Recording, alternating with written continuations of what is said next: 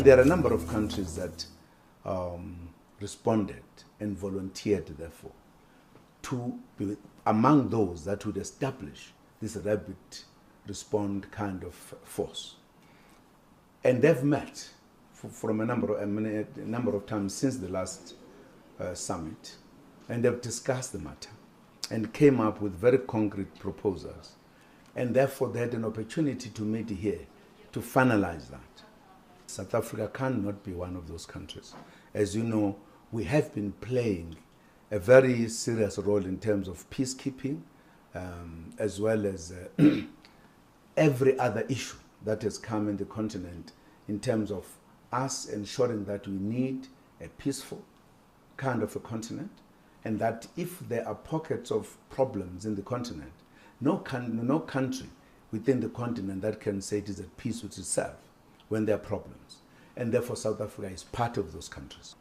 We are now on another page wherein we are talking about the development of the continent, deepening democracy, deepening administration.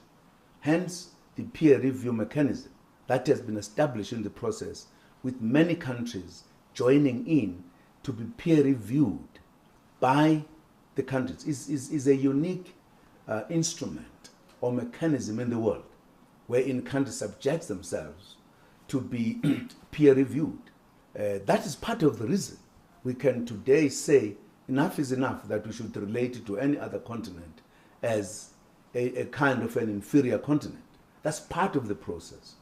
The fact that we are establishing infrastructure that is going to make Africa to look totally different in terms of economy, in terms of development, in terms of democracy, deepening democracy, I am more convinced that the stretch of 50 years from now is less easier than the stretch from 1963, when we had other countries still under oppression, still fighting wars.